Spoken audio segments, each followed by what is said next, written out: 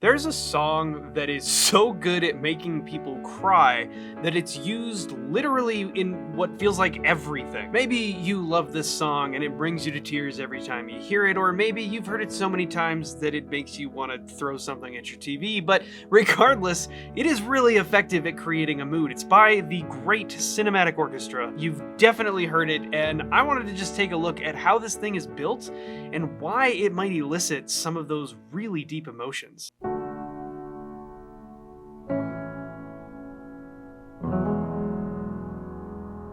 That's it right there, isn't it? And then we compound upon that.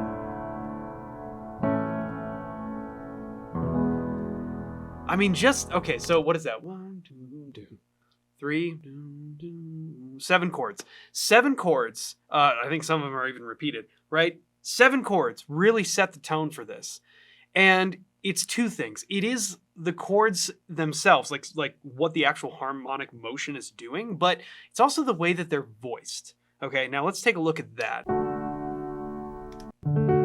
Very simple, right? And sometimes on the piano, we have to remember that voicing chords in the simplest way possible can sometimes be the most effective, right? This is a D major chord, but there's only one thing that we've done to change this chord from just a regular D major triad, and that is we've brought the third up an octave. So now the whole thing covers a 10th. You can hear the difference there. This feels much more condensed. It is much more condensed, and it feels like, if we had to describe it in a way where like the frequency rub between the notes here is much more prevalent, versus when we jump that F sharp up an octave, the whole thing spreads out. It almost feels smaller, even though it's bigger. Does that make any sense? Like, it feels like a smaller sound. This is crowded, it's busy, but this, there's something quiet and simple about it. You know, the frequency rub has smoothed out because we've made the notes further apart. Such a simple thing, and I know I'm spending a lot of time on this one chord, but like, this is part of the reason I think this is so effective. It's a beautiful sound. Let's see what we do in the next chord. Same thing. 1, 5, and the third an octave up, right? 10th, you could call it. That's it. Now listen to what we do here on the next chord. That's it.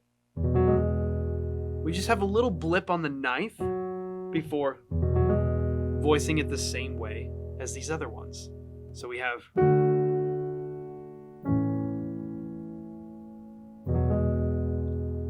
It's a nice little touch. It's not super complicated or anything, but it just adds a little bit of character to it. Now, there's another thing going on when we look at the root motions here. We have a D major, moving down to an A major, moving down to an E major.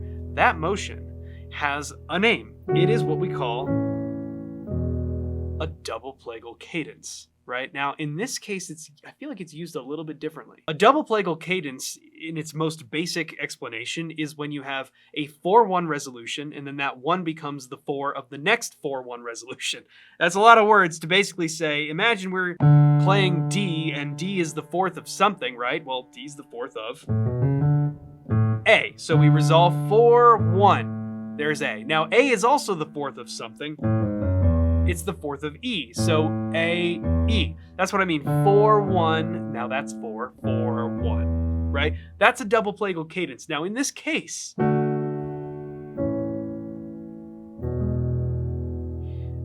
I think it's a little bit unique because E is our 5 chord. This song is in the key of A, right? So D is our 4th, then we get a 1, and now it becomes a 5. But the motion is still descending fourths. I don't know, it's just an interesting thing. I think that has something to do with it, because that plagal cadence has I don't know if darker is the right word to describe. It's certainly darker when you compare it to, let's take a cadence to A.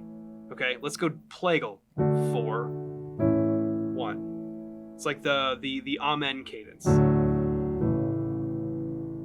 Now, when you compare that to a traditional cadence of 5-1, to me, that feels much brighter. It feels much more concrete. The 4-1 sounds a little more pensive, a little bit darker may not be the right word, but you see what I'm getting at. Now, that I think is a huge part of why this is so effective. We're only 9 seconds in, okay? So you can already see some of the tools that are being used here to create this really powerful emotional experience. Let's keep going. Yes.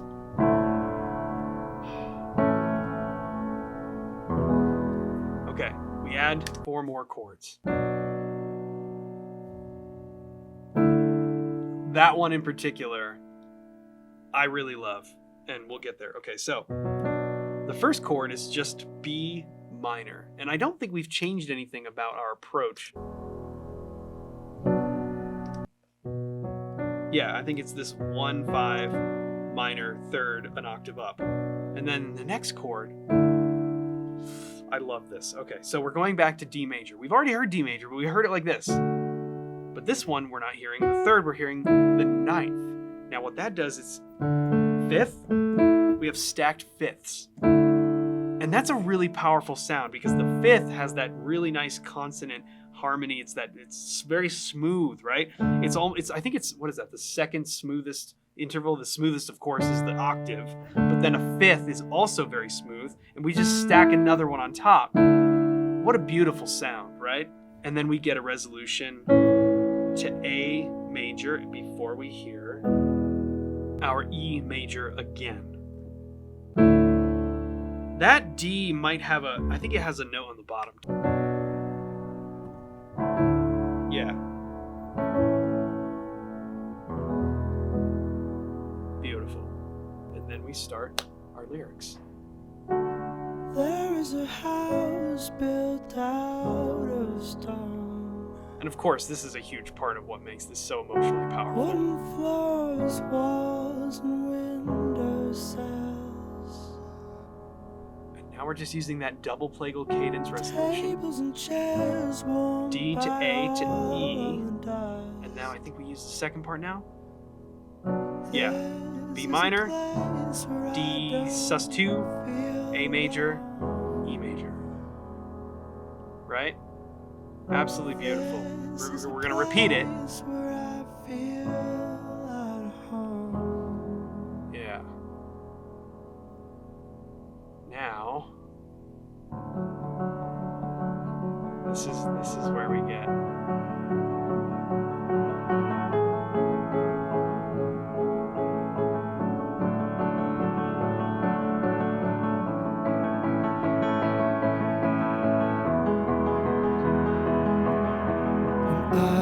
Okay, yeah.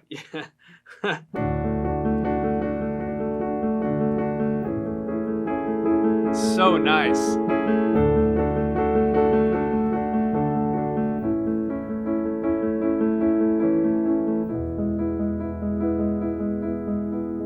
And the only thing I'm doing there to make those sounds, and I don't think it's exactly what the piano is doing in this exact recording. It'll get you 95% of the way there. It's the same technique. And I'm just taking a single chord and I'm breaking it up. Instead of playing, so like here's a D major triad in second inversion, right? And instead of playing the whole thing, right, I could play like, I could do that, sure, but why don't I break up the top part and the bottom part and just rock back and forth? Same thing with, there's A major 7.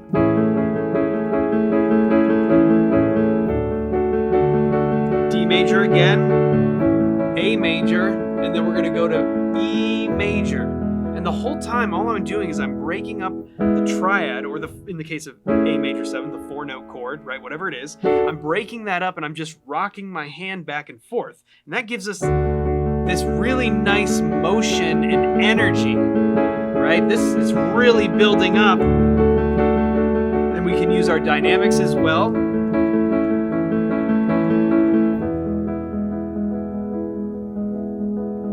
Right? The chords themselves they're not difficult.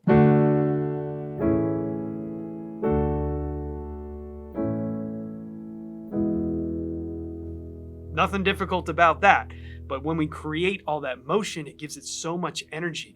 And we're still sticking with this developing chord progression that it's got such a sentimental feel to it. I think that's one of the reasons that it is so powerful. It's not sad, you know what I mean? And I don't think this song is ever meant to be used in a sad context. It is bittersweet because these are all happy chords. There's so many major chords in here. There's barely any minor chords anywhere. But even though they're almost all major chords, the way that they're put together and the way that the energy of this develops, there's just something that makes people cry. Context matters, of course, but I think that this song by itself, even without any context, can still have the exact same impact. It draws something out of you. It puts you in a place that you can attach to these emotions. You can feel these things. Why? Why does it do that? It's clearly not just the context of whatever the song is used in. It's used in all kinds of different places, and everybody might have a different experience with it. They might have heard it on a different show or whatever. Something about the song itself is really just speaking to people. Let's keep going. Maybe we'll find why. That melody is really nice there on the major seventh, and it's building up, and then there's a resolution. We're continuing to build up this energy. Same device, we're doing the same thing with the piano. And now we get a new chord. No, we don't, sorry. We do it one more time, here we go. Okay, so this time,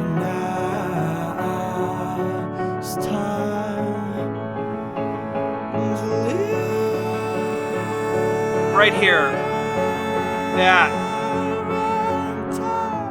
but right back to the major chord. How interesting is that? I have not ever seen this music video, but I don't like where it's going. Good Lord. Oh no. Okay, so I've heard the song like a bazillion times, it feels like, but I don't think I've ever watched the music video. Yikes. All right, anyways. So we go to the major, seventh chord, and then D, and here is where we get a new chord, and it's F sharp minor, but we immediately jump off of that development to go right back to our 1-5, setting up wherever we're going to go next. And that release to that F sharp minor, I think, is really powerful, because this is now time number 4 that we've started this chord progression with the piano rocking back and forth. So when we finally get this, and then the melody has this big dramatic octave jump, right? The whole thing just comes together in this moment of like this swell, you know, and I feel like the swell of emotion is what a lot of people feel, and that's where you get that lump going on in your throat, right? And now as we get into this part again, the strings come in. Simple voicings, very beautiful.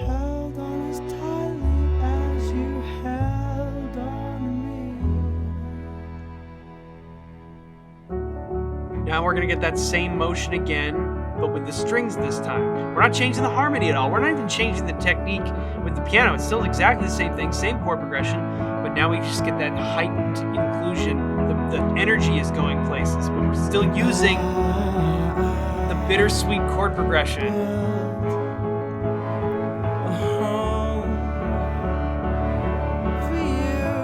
Adding layers.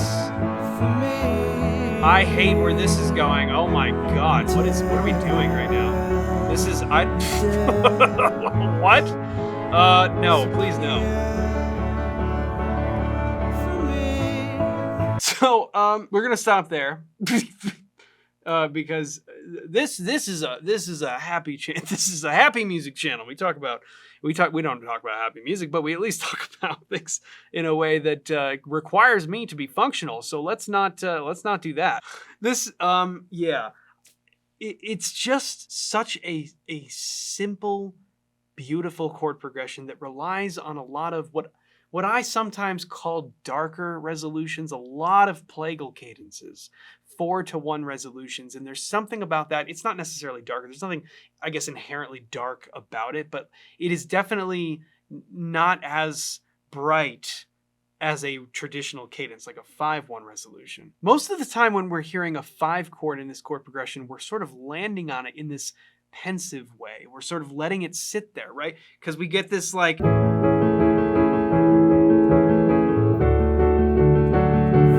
and then we go to the minor 6.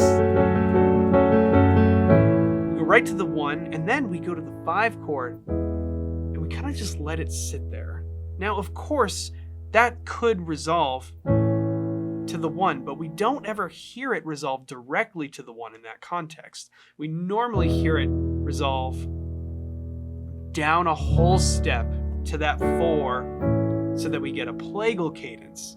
And I think that's an important part of keeping this whole thing feeling more bittersweet. Not quite as bright as a...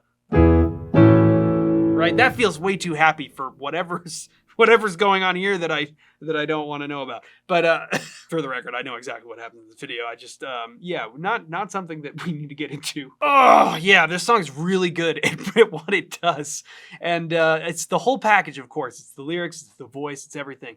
But really, I mean, the way the chords are written, it gives us a buildup that is stunning. And again, we're using such simple devices on the piano, right? We're just using very simply voiced chords.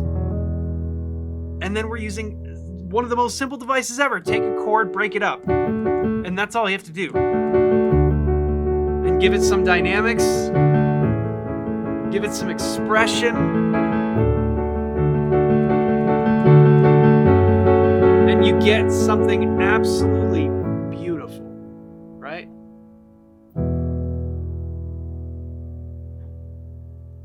And everybody sobs.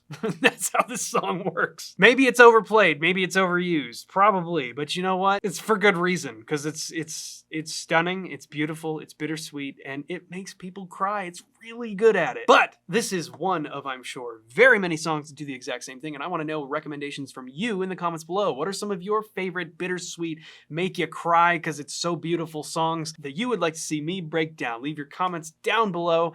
Thank you so much for watching this video. Go get a tissue box and wipe your eyes, and we'll see you in the next one.